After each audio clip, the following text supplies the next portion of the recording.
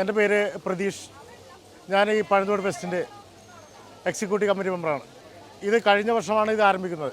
നമ്മുടെ ഇപ്പോഴത്തെ ഈ സ്ഥലത്തെ MLA-യും മന്ത്രിയുമായ ശ്രീ രാജീവ് മിനിസ്റ്റർ ഇവിടെ സന്ദർശിക്കുകയും കുട്ടികൾക്ക് കളിക്കാനായിട്ട് ഒരു പാർക്കും പൊതുജനങ്ങൾക്കായിട്ടൊപ്പം ഇരുന്ന് കല ആസ്വദിക്കുന്നതിനായിട്ട് കാര്യങ്ങൾ ചെയ്യുന്നതിനായിട്ടൊരു ഓപ്പൺ സ്റ്റേഡിയം അനുവദിച്ചു. പാർക്കിൽ കുട്ടികൾക്ക് ഊഞ്ഞാൽ സൗകര്യമുണ്ട്, പിന്നെ എല്ലാവർക്കും വൈകുന്നേരങ്ങളിൽ വന്ന് വിശ്രമിക്കാൻ സ്ഥലമുണ്ട്. പിന്നെ നമ്മുടെ രാജീവ് മിനിസ്റ്റർ ഒരു ലിറ്റിൽ ലൈബ്രറി പോലെ അത് അറേഞ്ച് ചെയ്തിട്ടുണ്ട്. അത് എല്ലാ ദിവസവും വൈകുന്നേരം കുട്ടികൾക്ക് എടുത്ത്, അല്ലെങ്കിൽ മുതിർന്നവർക്ക് കുട്ടികൾക്കുള്ള പുസ്തകങ്ങളെല്ലാം അറേഞ്ച് ചെയ്തിട്ടുണ്ട്.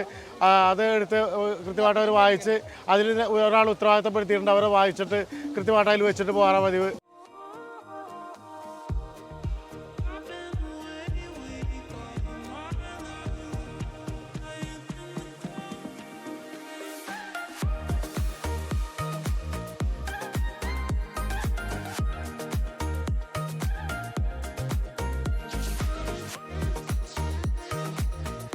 നമുക്ക് ലൈഫിൽ എല്ലാവരും ഓരോ ഇതിൽ ഓടിക്കൊണ്ടിരിക്കുന്നവരാണ്. അപ്പോൾ വൈകുന്നേരങ്ങളിൽ വരുമ്പോൾ അവർക്ക് ഒന്ന് റിലാക്സ് ചെയ്യാനും ഉള്ള ഒരു സ്ഥലമായിട്ട് ഇത് മാറിക്കൊണ്ടിരിക്കുകയാണ്. അത് നമ്മളുടെ ഈ ഒരു പ്രദേശം മാത്രമല്ല, പല സ്ഥലങ്ങളിലും ദൂരെ നിന്ന് വരെ ആളുകൾ വരുന്നുണ്ട്.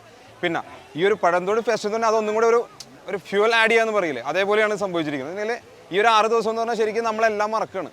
ജനങ്ങളിവിടെ വരുന്നവരെല്ലാം മുഴുവനായിട്ടും എല്ലാവരുടെ സങ്കടങ്ങളും ദുഃഖങ്ങളും എല്ലാം മറന്ന് ഒരു 6 ദിവസം ഇവിടെ അടിച്ച് പൊളിച്ചിട്ടാണ് അവർ പോകുന്നത്. ഇതിൻ്റെ ഒരു പ്രത്യേകത എന്ന് പറഞ്ഞിട്ടുണ്ടെങ്കിൽ ഇതിൽ ചെയ്തിരിക്കുന്ന ഓരോ വർക്കുകളും ഞങ്ങൾ തന്നെ ചെയ്തു, ഒന്നും ഔട്ട്സോഴ്സ് ചെയ്തിട്ടില്ല. ഒരു വർക്ക് പോലും ഔട്ട്സോഴ്സ് ചെയ്തില്ല. ഈ കാണുന്ന വാട്ടർ ഫൗണ്ടൈൻ, ഇവിടെ കാണുന്ന ഈ വാട്ടർ ഫൗണ്ടൈൻ, ആ ബോർഡ്, അതിന് നടുക്ക് കാണുന്ന വാട്ടർ ഫൗണ്ടൈൻ, ഈ മുളകളിട്ടുള്ള ഈ നക്ഷത്രങ്ങൾ മുഴുവനും ഇതെല്ലാം ഞങ്ങൾ തന്നെ ചെയ്തതാണ്. പുറത്തൊരാൾക്ക് കൊടുക്കുക, സൗണ്ട് മാത്രമാണ് നമ്മൾ, അല്ലെങ്കിൽ പുറത്തൊരു പ്രോഗ്രാം മാത്രമാണ് നമ്മൾ പുറത്തേക്ക് കൊടുത്തിട്ടുള്ളത്. ബാക്കി മുഴുവനും ഞങ്ങളുടെ എഫേർട്ടാണ്, ഞങ്ങൾ എടുത്തിരിക്കുന്ന എഫേർട്ട്. അതുകൊണ്ട് തന്നെയാണ് അതിന് ഭംഗി കൂടിയിരിക്കുന്നത്.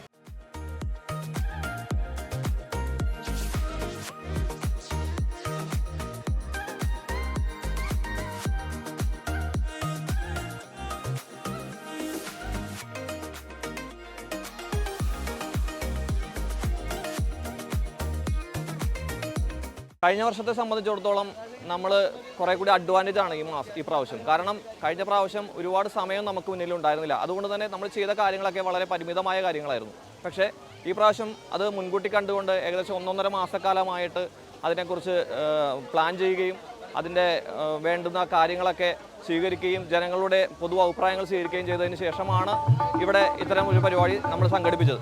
ഇന്നത്തെ ഇവിടുത്തെ ജനസഞ്ചയം കാണുമ്പോൾ തന്നെ നമുക്ക് മനസ്സിലാകും, ഇത്തരം ജനസഞ്ചയങ്ങൾ ഞങ്ങൾ സാധാരണ കണ്ടിരുന്നത് മാരാലി ക്ഷേത്രത്തിലോ ഉത്സവങ്ങളിലോ അല്ലെങ്കിൽ മറ്റ് ക്ഷേത്രങ്ങളിലോ ഉത്സവങ്ങളിലൊക്കെയാണ്. മാത്രമല്ല ഇന്ന് സമാപന ദിവസമാണ്. അടുത്ത വർഷത്തോടു കൂടി ഇത് ന്യൂ ഇയറുമായിട്ട് ബന്ധപ്പെട്ട് 31-ാം തീയതി ന്യൂ ഇയർ സെലിബ്രേഷനോട് കൂടി അവസാനിക്കുന്ന ഒരു പരിപാടിയായിട്ട് ഇത് മാറ്റണം.